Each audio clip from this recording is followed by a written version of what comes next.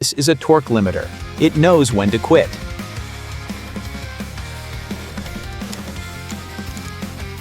First, the benchmark, the standard pneumatic V6. Standard V6 against 1 torque unit. No sweat. 1 limiter was easy, but 2? That's the limit. The V6 is dead in the water. Enter the i3. 3 massive cylinders. Triple the displacement.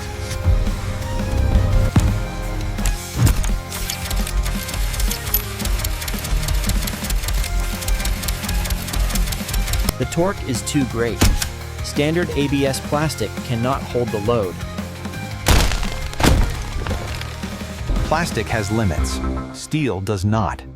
We're upgrading the driveline to handle the torque. We strapped it to the dyno to see the real numbers.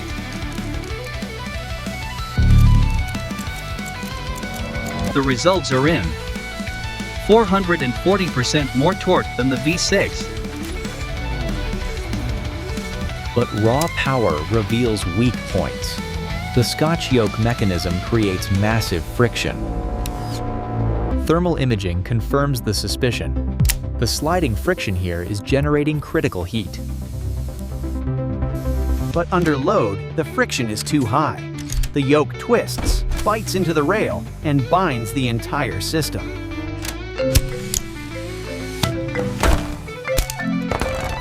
Stripping the block down to the core.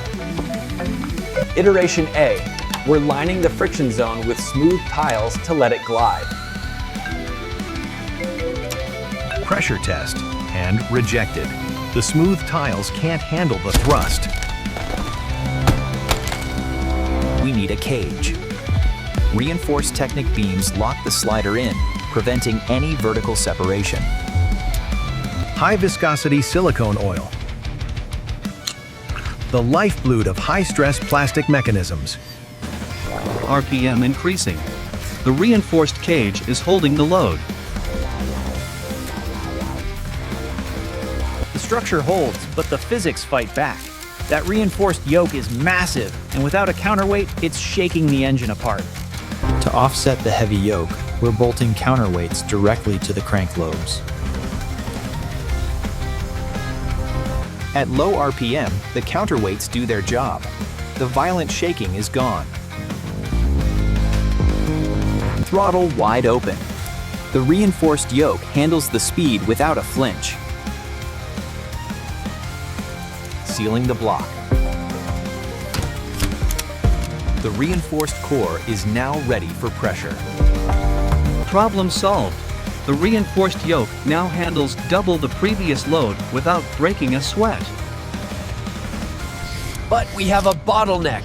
The massive cylinders are starving for air. We look inside the standard switch. The internal ports are microscopic, barely enough for a trickle of air. Drilling out the ports seems like the obvious fix.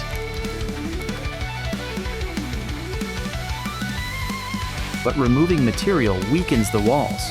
It cracks instantly under the load. Soap water confirms the catastrophe. The drilled wall is too thin to hold pressure. Enter the solution. Custom precision valves from Green Gecko Workshop. The difference is night and day. The stock ports are pinholes. The custom ones are fire hoses. Precision fit. The metal housing eliminates flex, ensuring every PSI of pressure goes exactly where it's needed. Standard tubes restrict the flow. We're routing heavy-duty silicone lines to let this thing breathe. 20 PSI. Holding steady. The seals are tight.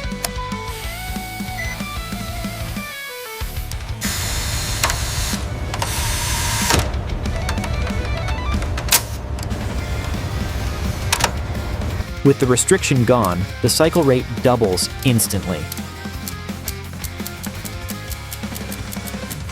Listen to that. No more wheezing. It sounds like a jackhammer.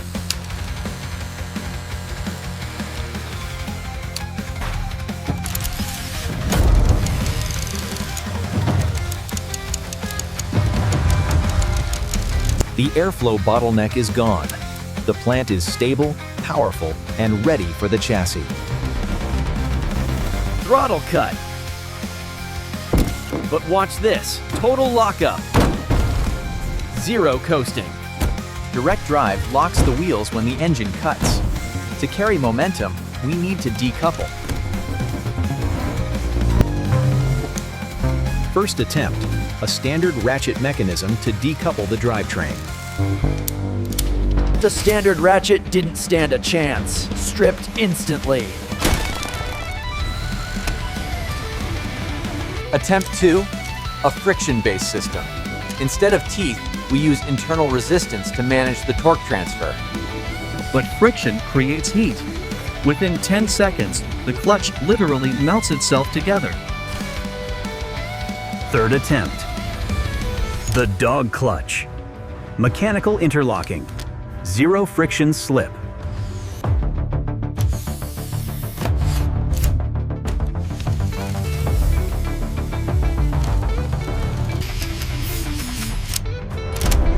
Power cut. To tame the violent pulses of the pistons, we need mass. A heavy steel flywheel to store kinetic energy. Integrating the heavy steel mass directly into the freewheel unit. Throttle cut. The pistons lock up instantly, but look at that, the flywheel keeps the output alive.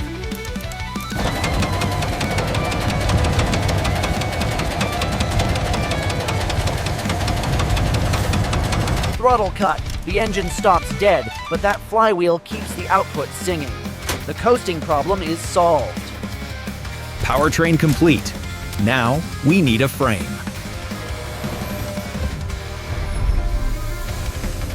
The powertrain needs a home. We start with the spine, reinforced black beams for a heavy haul chassis. Double wishbone geometry. Essential for keeping those front wheels planted under heavy load. Dual rear wheels for maximum traction.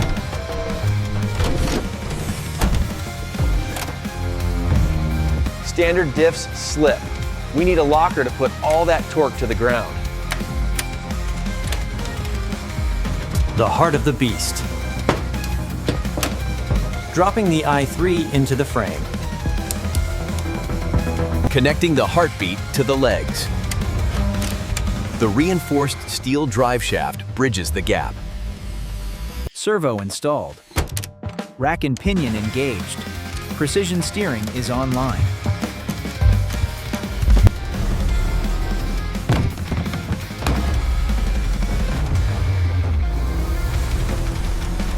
Standard Lego tanks hold milliliters.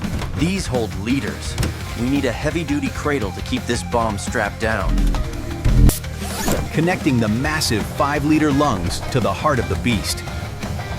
High-flow plumbing is critical, structuring the flat-nose cab. Heavy-duty black paneling to shield the pneumatic core. Chrome grille. Roof lights. Mirrors. She's finally ready for the weigh-in. Fully loaded with the water tanks, she tips the scales at over 8 kilos. That's massive for a Lego model. Filling the massive 5-liter lungs.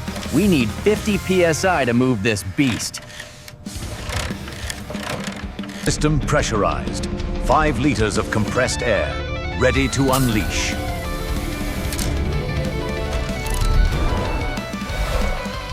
Throttle open. It doesn't just roll, it launches. 40-degree incline. The i3 doesn't even hesitate. Torque is nothing without traction. The rear dualies fight for grip against the dead weight. With 10 liters of compressed air on board, the runtime jumps from seconds to minutes. It just keeps going.